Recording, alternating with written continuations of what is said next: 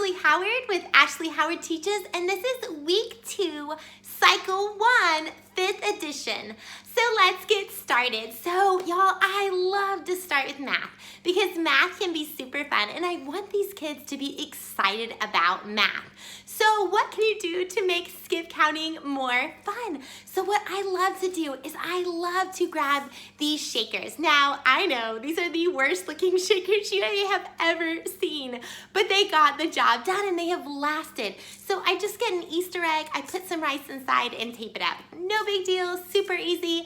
And so what I like to do is I like to go with our shakers 2 or 3 times because I find that if I do it for longer than that, the kids start to wander away and it starts to get really noisy and we're not paying attention and we have a lot of noise. So what I love to do is start up high and start skip counting and then we end down low. So about midway through, I have them take their shakers to the ground and we'll shake down by the ground and the very last one will go out like this.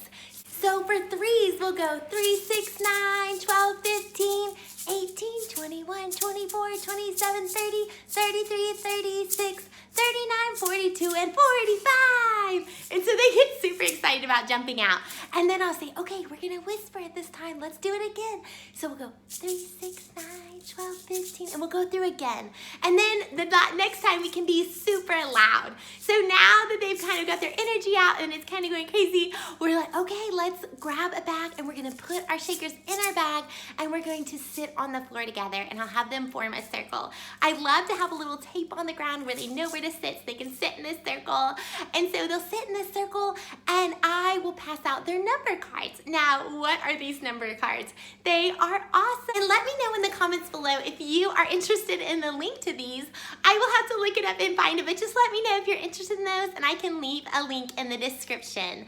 So let me show you the number cards. They're super helpful for every single skip counting number. So we start right here and we'll touch them 3, 6, 9, and I'll have them go through and touch each number. Now, what's really fun is to get those little monster fingers where you can put the little thing on their finger. It might be a duck. It's just little finger puppets and they can go through. You don't have to do that, but that's just another fun way. So we'll go 3, 6, 9, and they'll point to each number. And they love to do that. And so we'll do that 2 or 3 times and then we'll put those away. What I love to do is get my puppet. Now, this puppet is fun. I bring it out sometimes and they love to see puppets. It just makes it more fun. So what I'll say is, let's see if you can jump as high as Mr. Peacock. So then we'll say our skip counting jumping as high as we can. Watch, see if he can jump as high as he can. Ooh. Ooh, and they'll laugh and have fun with it. So we'll go through and we'll skip count and then I'll see if you can fly like Mr. Peacock and say your numbers. And so we'll do that and it just kind of breaks up those numbers for them. And then we'll move on to 4s. So 4s, you can grab a parachute. Now, if you don't have a parachute, which a lot of people don't, you might just grab a pillowcase. You might just grab a sheet or you might just grab a piece of felt fabric or something that you can kind of go up and down with. It doesn't have to be super big. You don't need a lot of room, just a little bit of room to make it more fun. So what I love to do for that is we go way up high and say them. We might make a little wave and say our skip counting. We might go down low, but remember what I love to do is only do this 3 or 4 times. After that, they just start to get too excited. So after we try that 3 or 4 times, we put that away, and then what we'll do is we'll sit on the floor and we'll pat out our numbers. Now they really like this, and you can ask one of your students to start it. So you can tell me how fast we should go. Let's pat together. And so we start going, and then they might pat faster, and we say our numbers faster, and then they might pat slower, we might say our numbers slower, and then we might whisper, and then we might say it real loud, or we might do jumping jacks, just anything to kind of break it up and make it fun. And we can also grab back out our number cards and they can point to each number as they go 4, 8, 12, 16, 20. And so they have a lot of fun with math. So then we move on to Latin noun cases. Now Latin noun cases are the same as week 1. So you can do the same hand motions. So let's go through those real quick as a refresher, or maybe you didn't see the first video and you can see those. So as a reminder, real quick, hit that subscribe button and that bell button. It really helps small channels like this to grow, and it allows you to see each video as it comes out so you don't miss a week of fun. So if you'll do that, that would be great. If you're getting any value out of this video, would you hit the like button? That would so help. Thank you. So for Latin noun cases, the hand motions will go like this. So for subject, you'll make an S. For possessive, we'll go like this. For indirect object, we'll go like that. For direct object, we'll go like this. And for object of the preposition, I tell them to pretend like they are making a giant cake, and they love that. So we'll go object of the preposition. And then I might ask them something silly like, what's your favorite flavor of cake? Let's make that cake. And so we'll go through and we'll do them again. Now this is a great time to pull out cards. You might have cards in a bag that say, jump like a kangaroo, speak in a silly voice, have a robot voice. There's so many of those. And if you're interested in those, I am thinking about making a freebie of cards for you to have fun during those times. So let me know in the comments below if you are interested in something like that. So we've covered Latin, we've covered math, so let's move to history. So for history, we're moving on to commandments 5 through 10. I like to make my hand motions super sweet. I don't like to act anything out that's ugly because I feel like that's just too much for these sweet little guys that are this little. So for not murder, we'll just make the N. And not commit adultery, we'll make a big X. And then for not steal, we'll just go like this and grab things up. So we'll go not steal, and then not bear, and we'll make not bear, and we'll make a bear signal against that, and then we'll say a neighbor, and we'll make that hand motion for a neighbor, and then not covet. I make a big C. And then we'll go through our history song. There's a great history song that you can go through for that.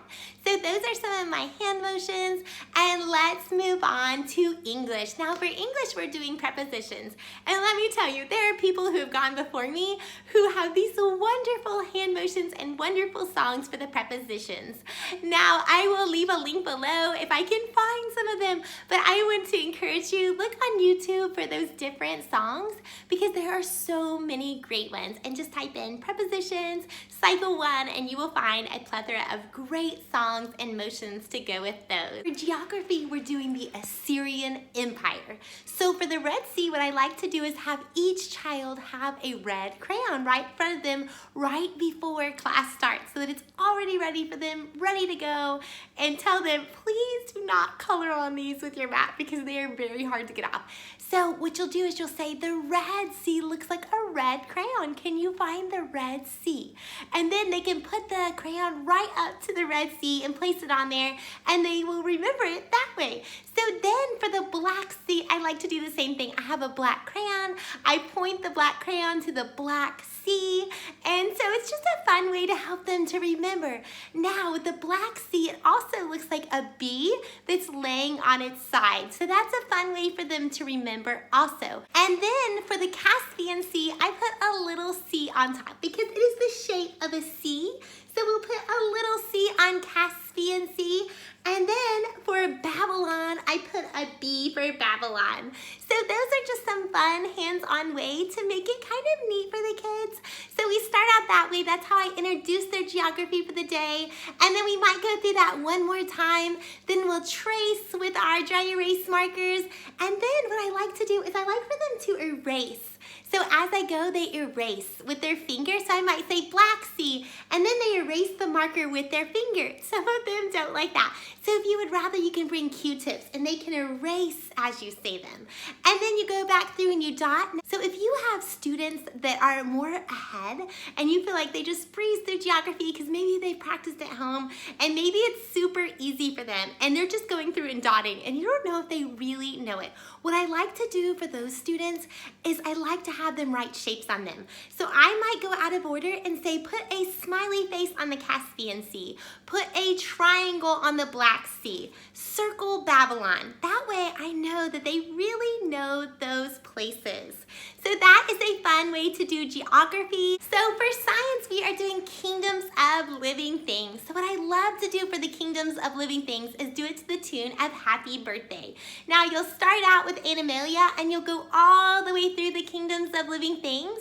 And at the very end of the Happy Birthday song, you'll say, the kingdoms of living things.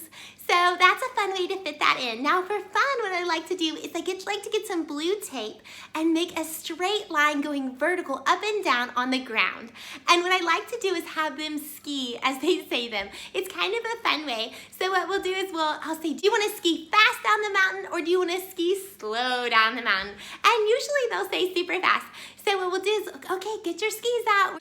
you're gonna say the kingdoms of living things. So we'll go over this, and we'll say each kingdom of living thing and go through. And then they might wanna go down that mountain faster and slower, and then we might hit some bumps, whoa! But they're leaping over that line each time, side to side. And so it's just a fun way to make this exciting for science. So I hope you enjoyed those. Those are just some fun hands-on way that I found that in tutoring classes, it just makes it a little bit more exciting. So real quick, I wanted to show you some things that I love to do for review time, because I know sometimes it can be hard to think of a review game. So I like to keep these extras in my box just in case I don't have a great idea, I don't have a great new idea. So one idea that one of my friends gave me, and I have used it so many times in the classroom before, is to get a dry erase marker, let them have their dry erase board, and each time an answer is given to one of the review questions, one child gets to draw something on the board. Now usually you have a theme, it might be a fall theme, so they draw some pumpkins, and you kind of start the scene for them. But it's kind of a fun way to mix up. We have a lot of hands-on fun, exciting games, and then this is kind of a more relaxed approach.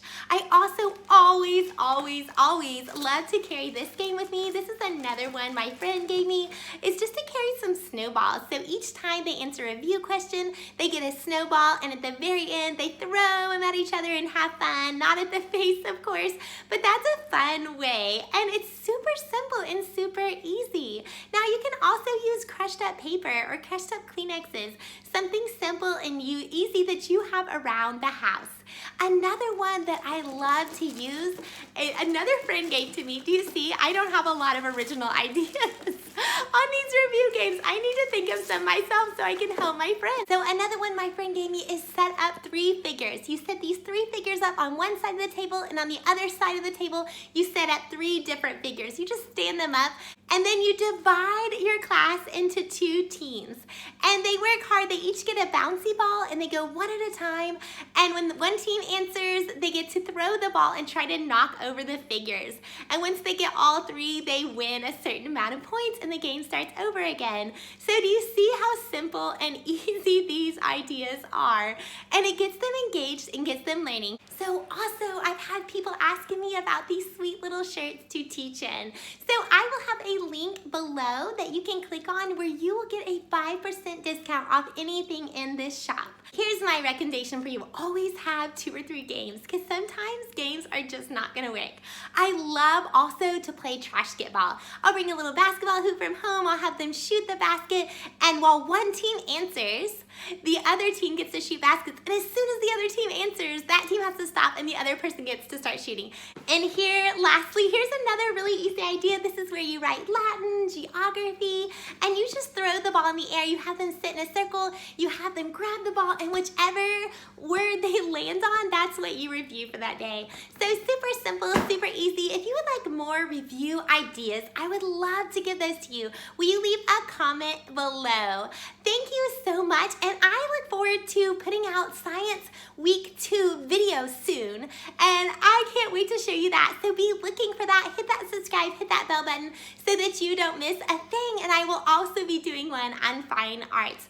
Thank you so much for coming today, and I look forward to hearing from you in the comments below.